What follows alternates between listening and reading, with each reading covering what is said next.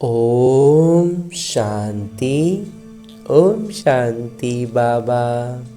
आज हम अध्ययन करने जा रहे हैं परम पिता परमात्मा के अनमोल मधुर महावाक्यों को। और ये मुरली अमूल्य है, अनमोल है। ये हम तब अनुभव करते हैं जब बाबा के परम पिता परमात्मा के चैतन्य उपस्थिति में इसका अध्ययन करते हैं। और तब जब बाबा की मुरली की एक एक बात हमारे बुद्धि में ऐसे गूंजती है जैसे बाबा मेरे साथ खड़े हैं और मुझसे कान में कह रहे हैं। जब भी कोई परिस्थिति हो, कोई भी बात हो, हमारी बुद्धि में बाबा की ये बातें गूंजने लगती हैं। तो इतना श्रेष्ठ जब अनुभव होता है तो हमारे विकर्म विनाश होते हैं, क्योंकि हमारी प्रतिक्रियाएं बाबा की सारे गुणों से की स्मृति के साथ होता है और शक्तियों की जागृति के साथ होता है। तो विकर्म वहीं के वहीं भस्म होते हैं, विनाश होते हैं। तो ऐसा श्रेष्ठ अनुभव पाते हुए हम अपनी अवस्था में लगातार ऊपर उठ सकते हैं, ऊपर आते चले जाते हैं। और इसके लिए करना क्या होता है? बस छोटा सा एक काम है कि हमें अपने दिनचर्या में एक समय, एक स्थान निर्धारित करना है।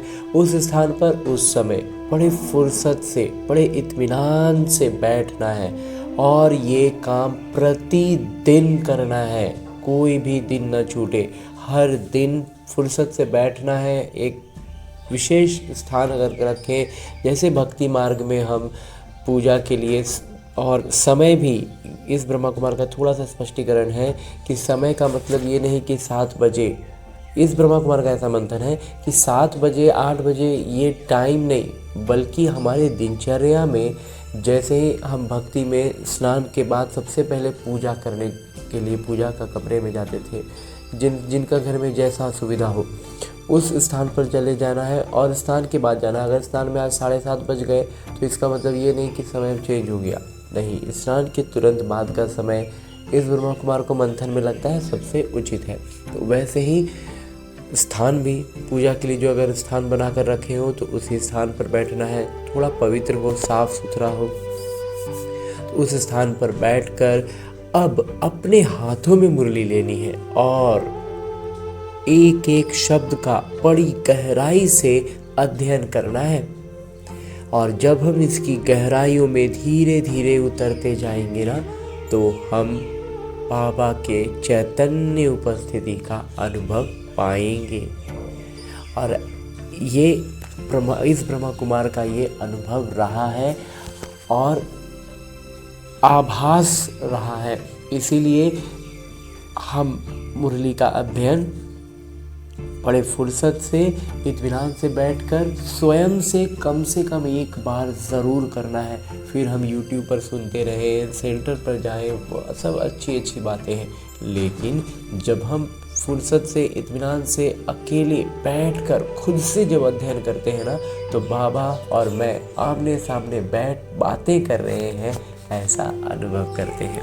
तो इसके लिए और एक छोटा विधि जो हमें आत्माभिमानी स्थिति में आने के लिए करनी चाहिए, वो ये कि जब हम फुर्सत में आकर बैठ गए, मुरली हाथों में लेकर शुरू करने जा रहे हैं, तो पहले अपने इस देहभान से अलग होने का भी अभ्यास करें और अपने सूक्ष्म शरीर के साथ, यानी अपने उसी मन के को लेकर जो इस रावण की दुनिया में बहुत भटक रहा है, उसको लेकर के।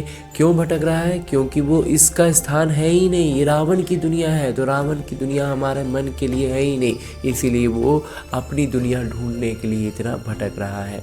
बिल्कुल वैसे ही जैसे एक मछली पानी के बाहर आ जाए तो बहुत छटपटाती है, इसीलिए हमारा मन इतना भटकता है। तो इसे इसके सही गंतव्य तक लेकर चलते हैं।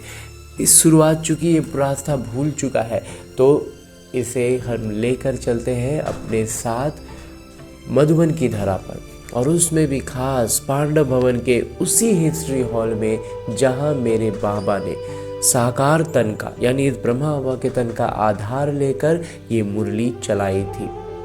यूँ तो बाबा ने चलाई थी पहले, तभी आज हमें लिखित रूप में मिल रही है। लेकिन आज भी जब मैं आत्मा अपने आत्म अभिमानी स्थिति में स्थित होकर और स्थित होने के लिए, ये बहुत सरल अभ्यास है, इससे हम आत्माभिमानी स्थिति में स्थित होते हैं और तब बाबा की चैतन्य उपस्थिति का अनुभव पाते हैं। और उसकी अनुभूति का सबसे पहला पायदान ये होता है कि जैसे ही मैं आत्मा खुद को उस स्थान पर अनुभव करता हूँ, परमात्मा के सानिध्य में पहुँचता हूँ, तो मुझ आत्मा के सारे आत्मिक गुण, पवित्रता, शांति, प्रेम और सुख की भरपूरता का एहसास होता है। बाबा सम्मुख बैठे हैं, दृष्टि से मुझ आत्मा में ज्ञान, प्रकाश और शक्तियों का प्रवाह कर रहे हैं, ऐसा भी अनुभव पाते हैं, जिससे चारों ओर आनंद का एक आवरण बन जाता है। और उस आवरण में मैं और मेरे बाबा बड़े फुर्सत से बैठ बातें करते हैं। तभी तो मेरे बाबा अपने दिल की बातें इसी मुरली में निहित करके मुझसे कहते हैं, मीठे बच्चे, सबको ये खुशखबरी सुनाओ कि अब डीटी डायनेस्टी स्थापन हो रही है। सर्वोच्च सत्ता की स्थापना हो रही है। जब निर्विकारी दुनिया होगी तब बाकी सब विनाश हो जाएगा। तो इतना श्रेष्ठ दुनिया की स्थापना हो रही है कि ये जो अभी इतना उलझा हुआ है ना, ये सब कुछ समाप्त हो जाएगा। आगे प्रश्न रूप में मेरे बाबा कहते हैं, रावण का श्राप कब मिलता है? श्रापित होने की निशानी क्या है? उत्तर बतलाते हैं मेरे बाबा, जब तुम देह अभिमानी बनते हो तब रावण का श्राप मिल जाता है। श्रापित आत्माएं कंगाल, विकारी बन जाती हैं, नीचे उतरती जाती हैं। अब बाबा से वर्षा लेने के लिए देही अभिमानी बनना है, यानी आत्म अभिमानी बनना है। अपना दृष्टि वृत्ति को पावन बनाना है। अंजी बाबा। ओम शांति। रूहानी पिता बैठ रूहानी बच्चों को 84 जन्मों की कहानी सुनाते हैं।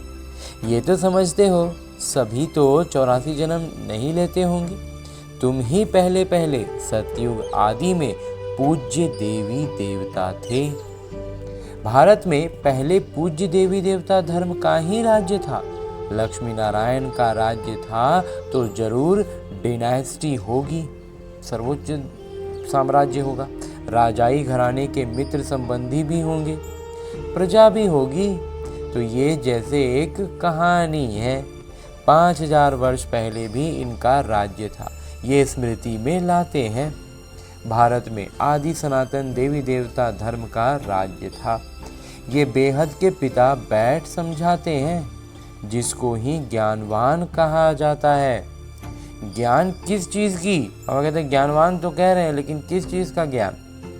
मनुष्य समझते हैं वो सबके अंदर को, कर्म विकर्म को जानने वाले हैं। परंतु अभी बाबा समझाते हैं हर एक आत्मा को अपना अपना किरदार मिला हुआ है। सभी आत्माएं अपने परम धाम में रहती हैं, उनमें सारा किरदार भरा हुआ है। रेडी बैठे हैं, एकदम सब तैयार बैठे हैं कि जाकर कर्म क्षेत्र पर अपना किरदार निभाएं। ये भी तुम समझते हो कि हम आत्माएं सब कुछ करती हैं। आत्मा ही कहती है ये खट्टा है, ये नमकीन है। आत्मा ही समझती है हम अभी विकारी पाप आत्माएं हैं, आसुरी स्वभाव है। आत्मा ही यहाँ कर्म क्षेत्र पर शरीर लेकर सारा किरदार निभाती है। तो ये निश्चय करना चाहिए ना। तो वहाँ कहते हैं जब सब कुछ आत्मा समझ रहा है तो फिर इस पर निश्चय भी होना चाहिए। हम आत्मा ही सब कुछ करती हूँ। मतलब बाबा कहते हैं स्वाद भी जो हम लेते हैं ना, नमकीन, खट्टा और मतलब इतना महीन चीज़ लगता है कि तो शरीर के स्तर की बात है, लेकिन वास्तव में बाबा कहते हैं ये भी आत्मा अनुभव करती है। अनुभव का काम आत्मा का है। तो अभी बाबा से मिले हैं, फिर 5000 वर्ष बाद मिलेंगे, ये भी समझते हो। पूज्य और पुजारी पावन और पतित बनते आए हैं। जब पूज्य हैं तो पतित कोई हो न सके, जब पुजारी हैं तो पावन कोई हो न सके। सतयुग में ही पावन और पूज्य। सतयुग में जब होगा तभी पावन भी होंगे, पूज्य भी होंगे। जब द्वापर से रावण राज्य शुरू होता है तब सभी पतित पुजारी बनते हैं। शिव बाबा कहते हैं, देखो शंकराचार्य भी मेरा पुजारी है, मेरे को पूजते हैं ना। शिव का चित्र कोई के पास हीरे का, कोई के पास सोने का, कोई के पास चांदी का होता है। अब तो पूजा करते हैं, उस पुजारी को पूज्य तो कह नहीं सकते। सारी दुनिया में इस समय पूज्य एक भी हो नहीं सकता।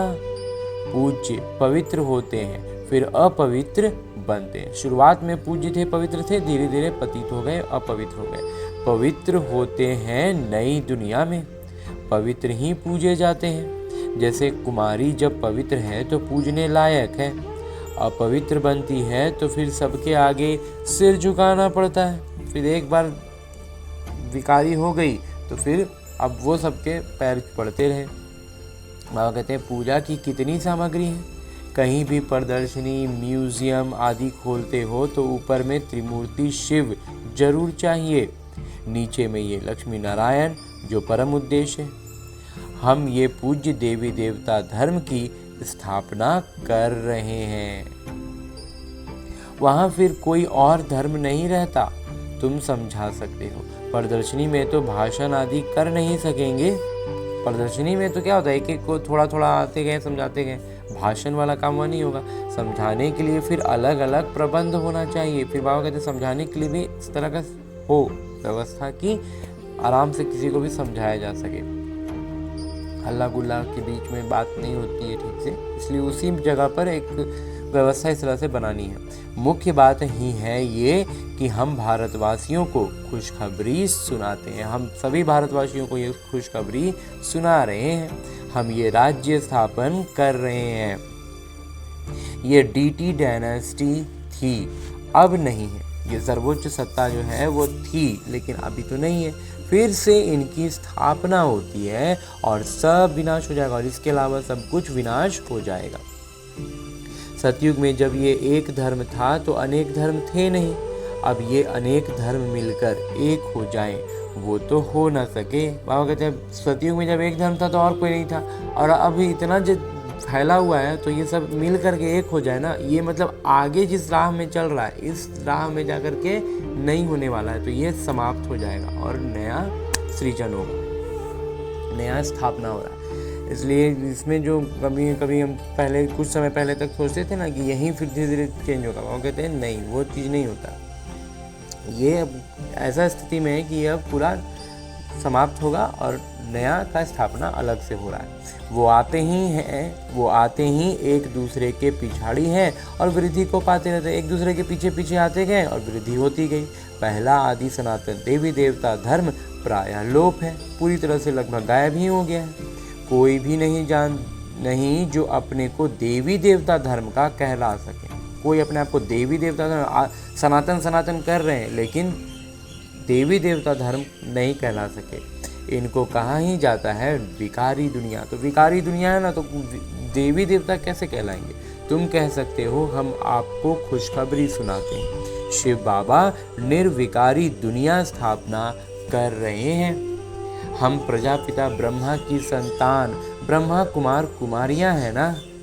पहले तो हम भाई भाई हैं, फिर रचना होती है तो जरूर भाई बहन होंगे। फिर जब शरीर में आते हैं तो भाई बहन हो जाते हैं। सब कहते हैं बाबा हम आपके बच्चे हैं, तो भाई बहन की क्रिमिनलाइज जा ना सके। जब हम सब आत्माएं एक पिता की संतान हैं, तो फिर हम विकार में कैसे जाएंगे। सब तो भाई बहन हो गए। तो ये अंतिम जन्म पवित्र बनना है, तभी पवित्र विश्व के मालिक बन सकेंगे। तुम जानते हो गति सदगति है ही एक बाबा। सद्गति दाता सिर्फ एक मेरे बाबा हैं। पुरानी दुनिया बदल कर जरूर नई दुनिया स्थापन होनी है, वो तो भगवान ही करेंगे। तो पुराना दुनिया को बदलना, नया दुनिया स्थापन करना, ये तो भगवान ही कर सकते हैं ना। अब वो नई दुनिया कैसे क्रिएट करते हैं, कैसे रचते हैं, ये तुम बच्चे ही जानते हो। हम बच्चों को ही बाबा ने बतलाया, तो सिर्फ हम ही जान रहे हैं और बाकी कोई नहीं समझ पाता है। अभी पुरानी दुनिया भी है, ये कोई खल्लास नहीं हुई। अभी जो है ये पुरानी दुनिया ख़त्म थोड़ी हुआ है, अभी वो भी है। तो चित्रों में भी है ब्रह्मा द्वारा स्थापना, इनका ये बहुत जन्मों के अंत का जन्म है। ब्रह्मा की जोड़ी नहीं, ब्रह्मा की तो अडॉप्शन है। बाबा कहते हैं फिर ब्रह्मा का जोड़ी नहीं होता है जो लौकिक रीति से देखते हैं, लेकिन वास्तव में सब कुछ गोद लिया हुआ है। तो समझाने की बड़ी युक्ति चाहिए। तो ये सब बातों में स्पष्टता खुद की होती है, तो हम दूसरों को भी आगे समझा पाते हैं कि शिव बाबा ब्रह्मा में प्रवेश कर हमको अपना बनाते हैं। गोद लेने का मतलब क्या है कि शिव बाबा ने ब्रह्मा बाबा का तन का आधार लिया और मनुष्य तन के आधार से फिर हमें हमारी भाषा में, हमारी बातों में हमें समझाते हैं, ज्ञान सुनाते हैं और हम बाबा के बनते हैं। शरीर में प्रवेश करें तब तो कहें हे आत्मा तुम हमारे बच्चे हो। तो तन का आधार लेना होगा तब तो कहेंगे ना, और तब तो हम सुनेंगे ना। इसलिए बाबा कहते हैं कि आत्माएं तो हैं ही, फिर ब्रह्मा द्वारा सृष्टि रची जाएगी तो जरूर ब्रह्मा कुमार कुमारियां होंगे ना, तो बहन भाई हो गए। दूसरी दृष्टि निकल जाती है और फिर सारा कोई जिस भी नज़रिए से हम दूसरों को देखते हैं वो सारा खत्म हो जाता है। सिर्फ हम सब आत्मा की नज़र से देखते हैं और शरीर के स्तर पर भाई और बहन होते हैं, बाकी सब आत्मा के स्तर पर सब भाई भाई हैं। तो हम शिव बाबा से पावन बनने का वर्षा लेते हैं। रावण से हमको श्राप मिलता है। अभी हम देही अभिमानी बनते हैं, यानी आत्म अभिमानी बनते हैं, तो बाबा से वर्षा मिलता है। देह अभिमानी बनने से यानी शरीर के भान में आने से रावण का श्राप मिलता है। जब आत्म अभिमानी होते हैं तो बाबा का वर्षा मिलता है, शरीर के भान में आते हैं तो रावण का श्राप मिल जाता है। श्राप मिलने से नीचे उतरते जाते हैं और जितना ज़्यादा दलदल की तरह है, लगातार फिर नीचे ही धंसते चले जा रहे हैं। अभी भारत श्रापित है ना। भारत को इतना कंगाल भिखारी किसने बनाया? कोई का तो श्राप है ना। ये है रावण रूपी माया का श्राप। हर वर्ष रावण को जलाते हैं तो जरूर दुश्मन है ना। धर्म में ही ताकत होती है। अभी हम देवता धर्म के बनते हैं, बाबा नए धर्म की स्थापना करने निमित्त हैं। कितनी ताकत वाले धर्म स्थापन करते हैं। हम बाबा से ताकत लेते हैं, सारे विश्व पर विजय पाते हैं। याद की यात्रा से ही ताकत मिलती है और विकर्म विनाश होते हैं। जब ताकत मिलती है तो फिर विकर्म भी विनाश होते हैं। तो ये भी एक भित्ति लिख देनी चाहिए। बाबा कहते हैं ये भी एक बात लिख ही दो। हम खुशखबरी सुनाते हैं। हम अब इस धर्म की स्थापना हो रही है, जिसको ही अभी जो बाबा कहते हैं इस धर्म की स्थापना हो रही है, इसी को ही स्वर्ग कहते हैं, हेवन कहते हैं। ऐसे बड़े बड़े अक्षरों में लिख दो। बाबा राय देते हैं। सबसे मुख्य है ये कि अब आदि सनातन देवी देवता धर्म की स्थापना हो रही है। सबसे मुख्य बात है प्रजापिता ब्रह्मा भी बैठे हैं। हम प्रजापिता ब्रह्मा कुमार कुमारियां श्रीमत पर ये कार्य कर रहे हैं। ब्रह्मा की मत नहीं, श्रीमत है ही परम पिता परमात्मा शिव की, जो सबके पिता हैं। बाबा ही एक धर्म की स्थापना, अनेक धर्मों का विनाश करते हैं। राजयोग सीख ये बनते हैं। हम भी ये बन रहे हैं। हमने बेहद का संन्यास किया है, क्योंकि जानते हैं ये पुरानी दुनिया भस्म हो जानी है। जैसे हद के पिता नया घर बनाते हैं, फिर पुराने से ममत्व मिट जाता है। बाबा कहते हैं ये पुरानी दुनिया खत्म होनी है। अब तुम्हारे लिए नई दुनिया स्थापन कर रहे हैं। तुम पढ़ते ही हो नई दुनिया के लिए। अनेक धर्मों का विनाश, एक धर्म की स्थापना संगम पर ही होती है। लड़ाई लगेगी, नेचुरल कैलामिटीज़ भी आएंगी और विनाश होने के ये सब साधन हैं, लड़ाई लगना और प्राकृतिक आपदाओं का आना। इससे क्या होगा, विकारी दुनिया, विकारी आत्माओं की वो में उनको फ़र्क पड़ना है। जो हम बाबा का बच्चा बन के ज्ञान को धारण करके श्रीमत पर है ना, उनको इस सब से कुछ भी फर्क नहीं पड़ेगा। अपनी स्थिति एकदम श्रेष्ठ रखनी। बाबा कहते हैं ना, परिस्थितियों के पत्थर को तोड़ने में नहीं लगना है, उसके ऊपर से पार हो जाना है। बाबा गोद में उठाए हुए हैं ना, तो गोद में उठाए बच्चे कैसे एकदम मज़े से रहते हैं, बिल्कुल वैसे ही। तो सतयुग में जब इनका राज्य था तो और कोई धर्म थे नहीं, बाकी सब कहाँ थे। ये नॉलेज बुद्धि में रखनी, ये बात को हमें बुद्धि में रखना है। ऐसे नहीं ये नॉलेज बुद्धि में रखते दूसरा काम नहीं करते हैं, कितने ख्यालात रखते हैं। ऐसा तो नहीं है कि एक बात कोई बुद्धि में है तो और कोई काम नहीं होता आदमी का।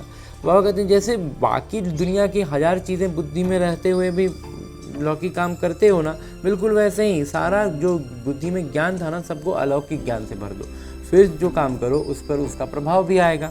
चिट्ठियाँ लिखना, पढ़ना, मकान का ख्याल करना, तो भी बाबा को याद करता रहता हूँ।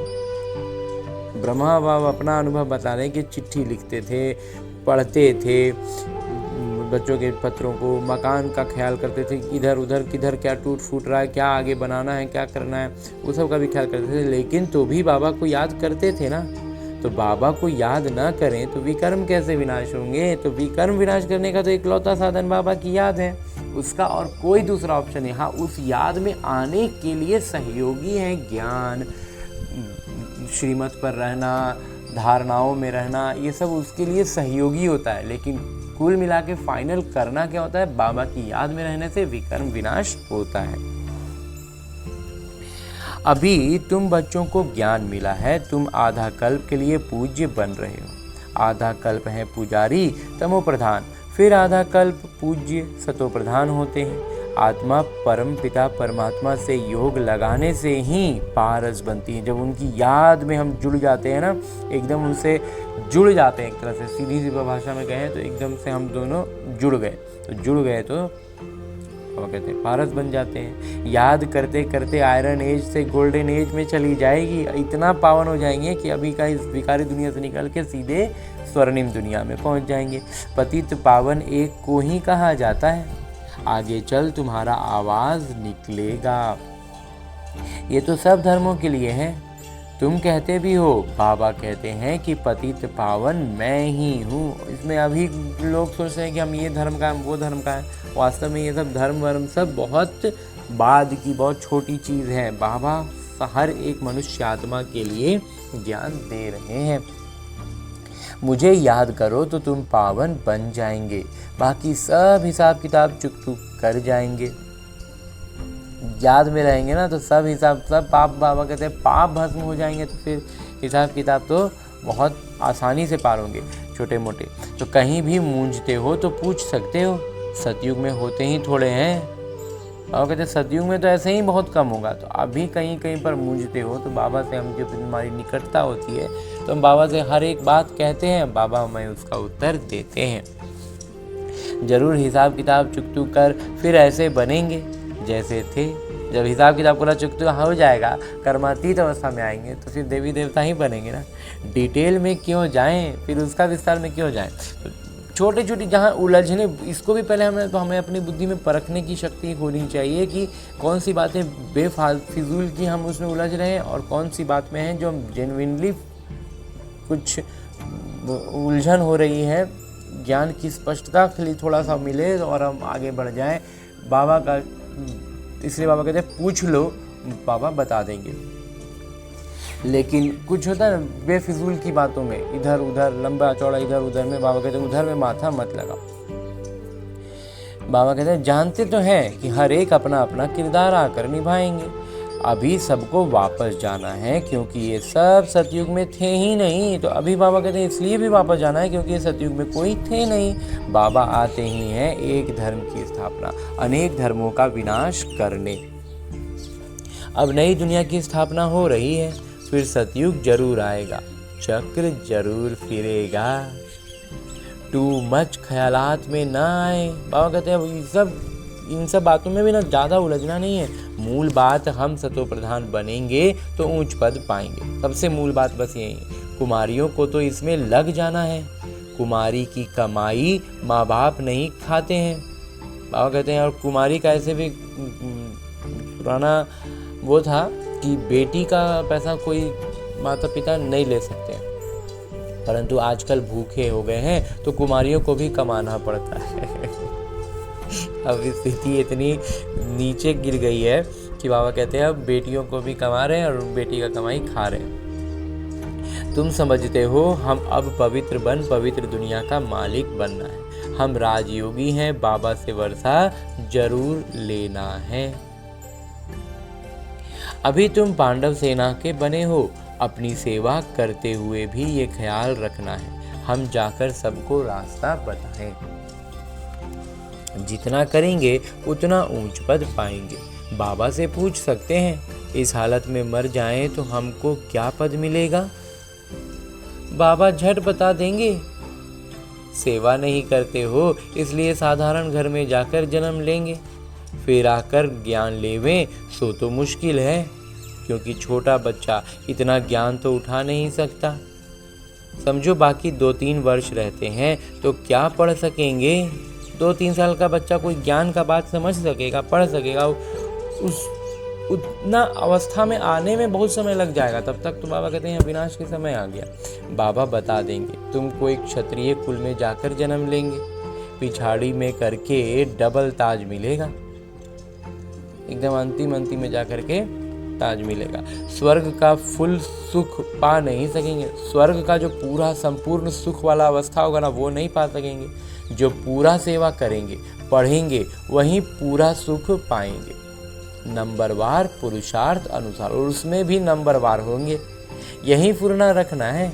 अभी नहीं बनेंगे तो कल्प नहीं बनेंगे, और एक कल्प छूटने का मतलब कि कई कल्प तक छूटते जाएगा। तो हर एक अपने को जान सकते हैं हम कितना अंक से पास होंगे। अपने आप को जो हर कोई जांचेगा ना तो हर किसी को अपना अपना समझ में आ जाएगा कि हम किस लेवल का हैं। सब जान जाते हैं, फिर कहा जाता है भाभी। समझ जाते हैं फिर कह देते हैं भाभी है। अब लिखा हुआ है अंदर में दुख होगा ना। बैठे बैठे हमको क्या हो गया? बैठे बैठे मनुष्य मर भी जाते हैं। इसलिए बाबा कहते हैं सुस्ती मत करो। इसलिए बाबा कहते हैं सेवा में लगे रहो। नहीं तो बैठे बैठे कुछ हो जाएगा तो फिर क्या करेंगे? फिर बोलेंगे अब क्या करें? तो पुरुषार्थ कर पतित से पावन बनते रहो, रास्ता बताते रहो। कोई भी मित्र संबंधी आदि हैं उन पर तरस पड़ना चाहिए। देखते हैं ये विकार बगैर गंध खाने बगैर रह नहीं सकते। कुछ होते हैं ऐसी आत्माएं, मतलब बहुत निर्बल होती हैं, वो विकार के बगैर नहीं रह पाती हैं। खाने पीने में भी वैसे ही है, और भी मैंने किसी भी विकार के बिना एकदम से उनको नहीं होने लगता है कि वो खुद में रह ही नहीं पाएंगे।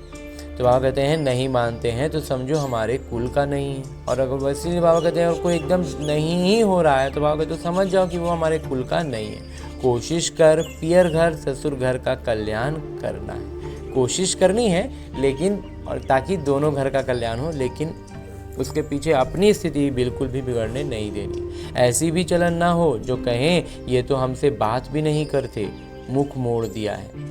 नहीं, सबसे जोड़ना है। बाबा कहते हैं ऐसा भी किसी से नहीं करना है कि ठीक है अब ये नहीं देख लिए कि नहीं ये होगा तो एकदम से मुख मोड़ लिए, एकदम अपना दुनिया में चल दिए। बाबा कहते हैं नहीं, कोशिश में रहना है और जुड़ाव रखना है, जोड़ कर रखना है। थोड़ा ना बहुत तो प्रभाव पड़ेगा ही ना। तो इसलिए एकदम से किसी से मुख मोड़ के बाबा कहते हैं नहीं रहना है। हम उनका भी कल्याण करें। बहुत रहम दिल बनना है। हम सुख तरफ जाते हैं तो औरों को भी रास्ता बताएं। जब हमको सुख का रास्ता मिल रहा है तो औरों को भी बताते हैं। अंधों की लाठी तुम हो ना, गाते हैं अंधों की लाठी तू। आँखें तो सबको हैं फिर भी बुलाते हैं, क्योंकि ज्ञान का तीसरा नेत्र नहीं है।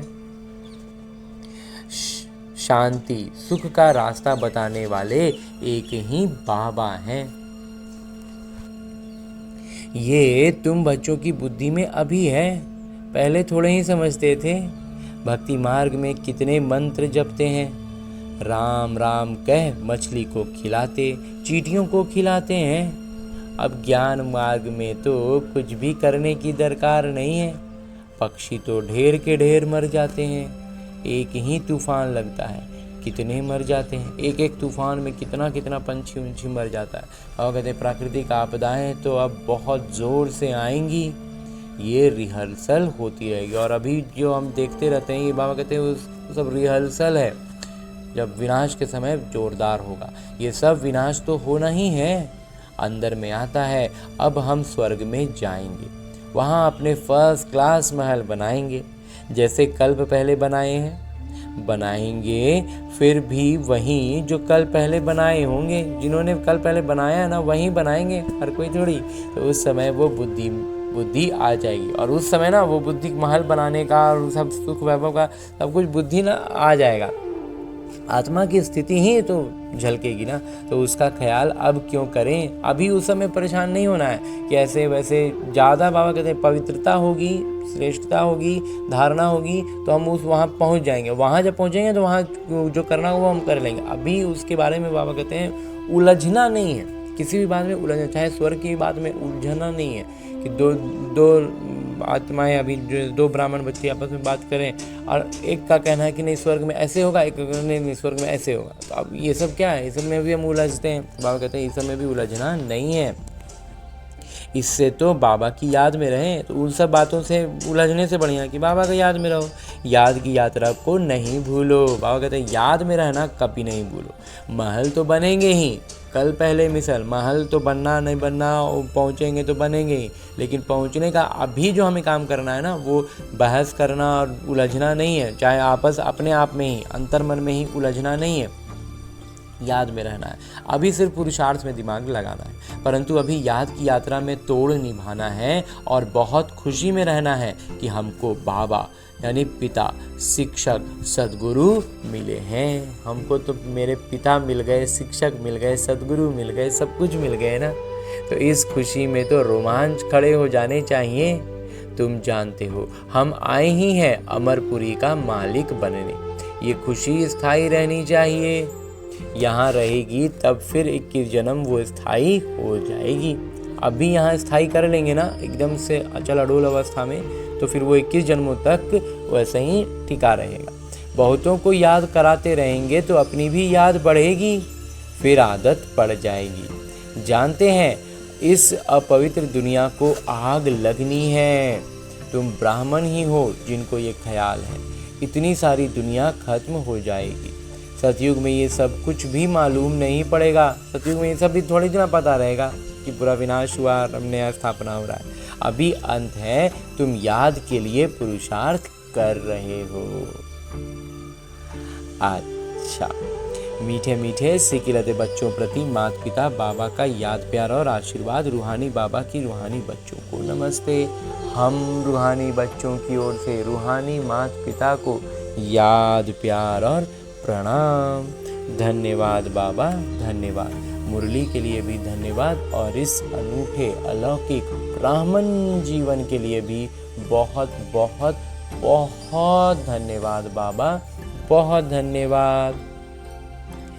आगे आज की मुरली से लिए गए वो प्रमुख बिंदु हैं जिन्हें हमें अपने ब्राह्मण जीवन में धारण करने हैं। और ब्राह्मण सो फरिश्ता, फरिश्ता सो देवता बनना है। उसके लिए जो सबसे पहली बिंदु है वो है पतित से पावन बनने के पुरुषार्थ में सुस्ती नहीं करनी है। कोई भी मित्र संबंधी आदि हैं उन पर तरस रख समझाना है, छोड़ नहीं देना है। जी बाबा। दूसरा है ऐसी चलन नहीं रखनी है जो कोई कहे कि इन्होंने तो मुंह मोड़ लिया। रहम दिल बंद सबका कल्याण करना है और सब ख्यालात छोड़ एक बाबा की याद में रहना है। फिर बाबा की याद में रहते हुए बाबा की श्रीमत पर बाबा का ज्ञान का हमें दूसरों को बतलाना है, बाबा का परिचय देना, मतलब किसी न किसी तरह से सेवा में रहना ही है। किसी से भी रूठ कर मुंह मोड़ लेना नहीं है कि एकदम नहीं सुनता, एकदम नहीं ये है। लेकिन अगर वो हमारा संबंध संपर्क में है, मतलब कि हमें उसको मौका मिलता है कि हम निमित्त बने उस आत्मा को शुद्ध करने के लिए, उसको बाबा की स्मृति दिलाने के लिए, अपनी आत्मिक स्थिति याद दिलाने के लिए। तो अपना काम हमें करते रहना है, लेकिन अपनी स्थिति का पूरा पूरा ख्याल रखते हुए। हाँ जी बाबा, आगे मेरे बाबा वरदान दे रहे हैं। वरदान देते हुए मेरे बाबा कहते हैं, सत्यता, स्वच्छता और निर्भयता के आधार से प्रत्यक्षता करने वाले रमता योगी भव। और कहते हैं हमारी सत्यता, हमारी स्वच्छता और हमारी निर्भयता यही आधार बनेगी हमें बाबा की प्रत्यक्षता करने में। हमसे बाबा झलकेंगे, उसके लिए 3 बातों का हमें ख्याल रखना है। और ऐसा करते हुए हम अभी क्या खुद में हमें क्या रहना है, रमता योगी। विस्तार से बाबा कहते हैं, परमात्म प्रत्यक्षता का आधार सत्यता है और सत्यता का आधार स्वच्छता व निर्भयता है।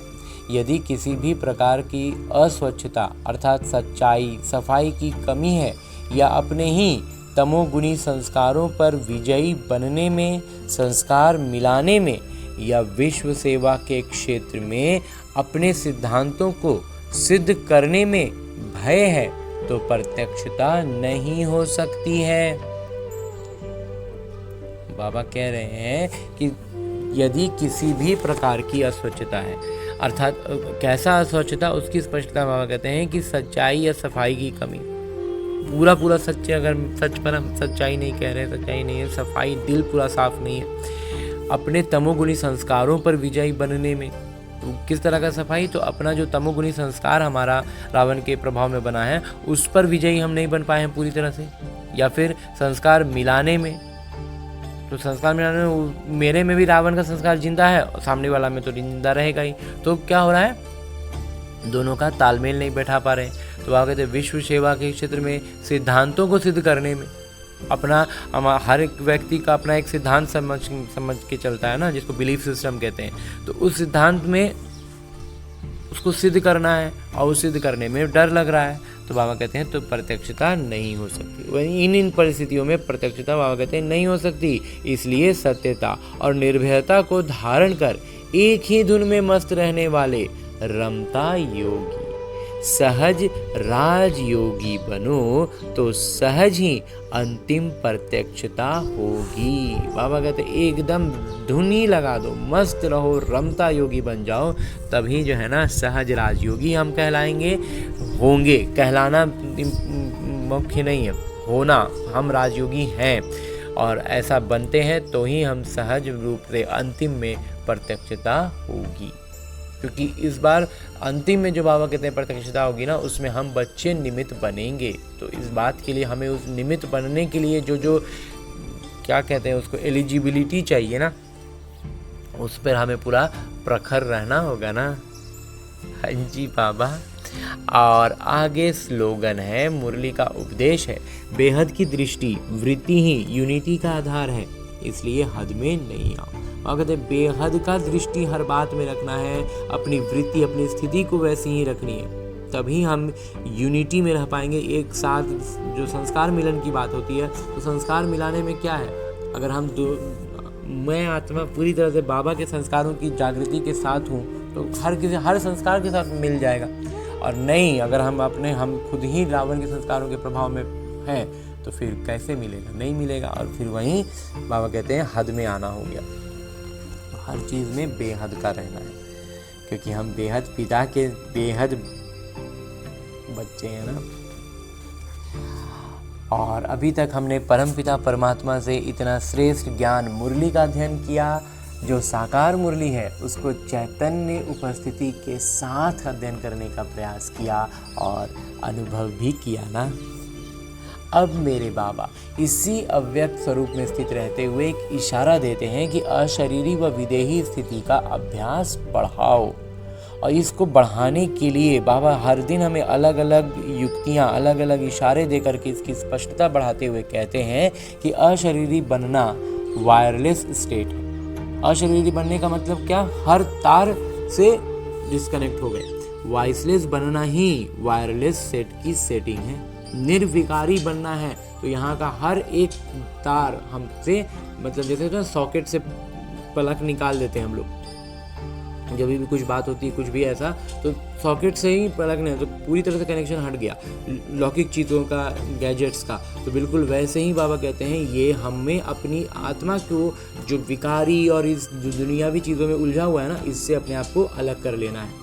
जरा भी अंश के भी अंश मात्र विकार वायरलेस के सेट को बेकार कर देगा।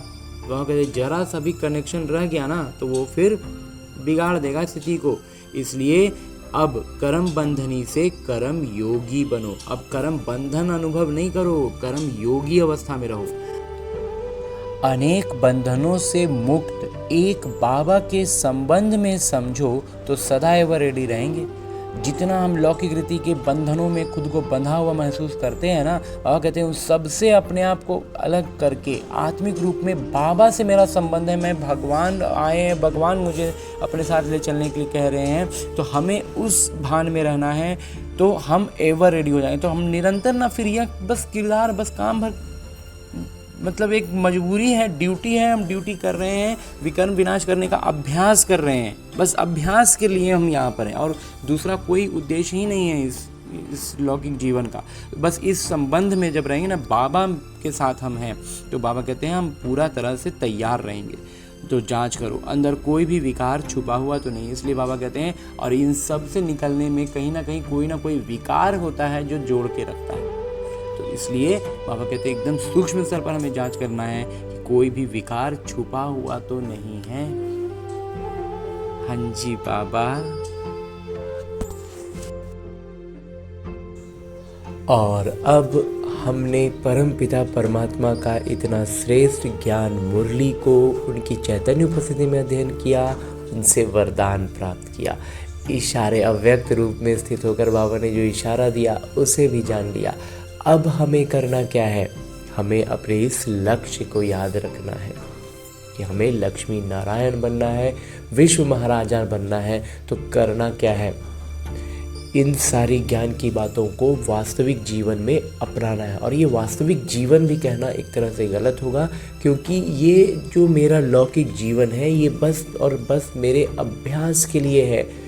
उसका एक अभ्यास पुस्तिका है जिसमें आने वाली हर परिस्थिति मेरे लिए एक प्रश्न है, और उस प्रश्न का मैं कितना आत्माभिमानी स्थिति में रहकर उत्तर देता हूँ, उस पर अपनी प्रतिक्रिया देता हूँ, वही निर्धारित कर रहा है कि मैं अपने लक्ष्य के कितने करीब पहुँच रहा हूँ। तो इसके लिए अभी फ़िलहाल हमें लौटना है अपने इस स्थूल शरीर में, अपने इस किरदार, जहाँ मुझे न केवल अपने सारे आत्मिक गुणों की स्मृति रखनी है, बल्कि अष्ट शक्तियों की जागृति रखनी है। और उन अष्ट शक्तियों को इस ब्रह्मा कुमार ने अपने मंथन से इस क्रम में सजाया है कि सबसे पहले हमारे भीतर ज्ञान के बाद जो शक्ति जागृत होती है वो होती है सहन शक्ति।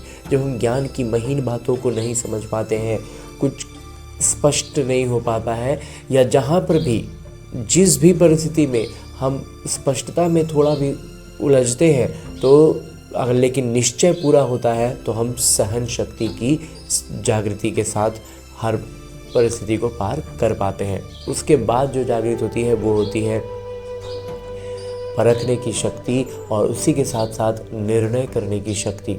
अब निर्णय क्या करना है? निर्णय करने के लिए हमारे पास 5 शक्तियाँ हैं कि हमें इन 5 में से कौन सी शक्ति का इस्तेमाल करना है।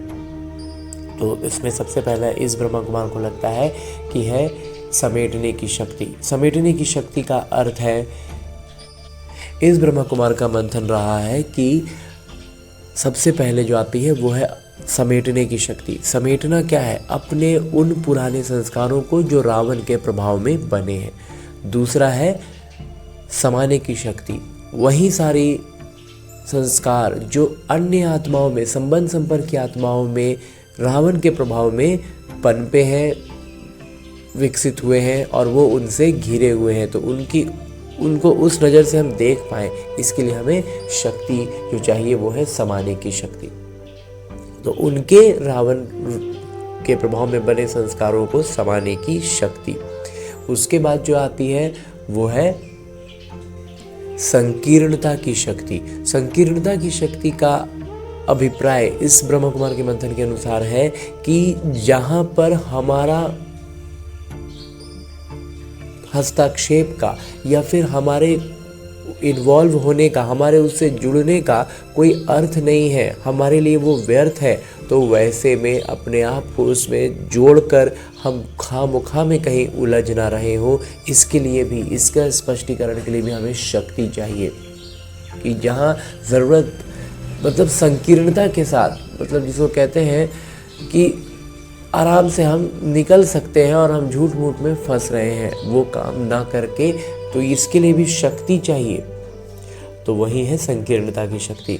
उसके बाद जो है वो है सामना करने की शक्ति। तो ये भी हमें परखना होगा ना कि हम यहाँ से एकदम मतलब बिना किसी जुड़ाव के एकदम सीधे निकल सकते हैं या फिर हम निकल नहीं सकते, तो हमें उसका सामना करना ही है। तो हम उस परिस्थिति का, उन बातों का अच्छे से सामना कर पाएँ, उसके लिए भी हमें जो शक्ति चाहिए वही है सामना करने की शक्ति। और उसके बाद जो एक शक्ति है उसका नाम है सहयोग की शक्ति।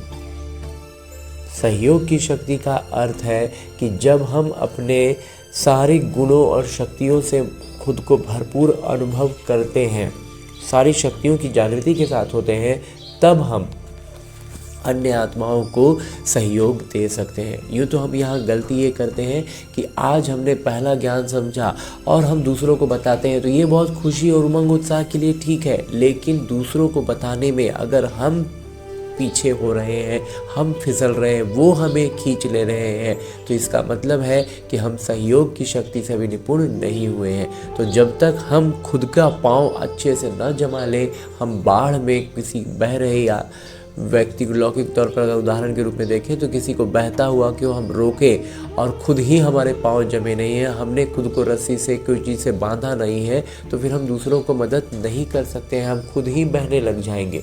तो इसलिए हमें इस बात का स्मृति रखनी है, इस शक्ति को भी समझना है। तो इस तरह की अष्ट शक्तियों की जागृति के साथ सारे सातों आत्मिक गुणों को स्मृति में रखते हुए सारी प्रतिक्रियाएं हमारे इसी अनुसार हो, ऐसा अभ्यास करने के लिए लौटते हैं अपने इस किरदार में, अपने स्थूल शरीर में। अच्छा, ओम शांति।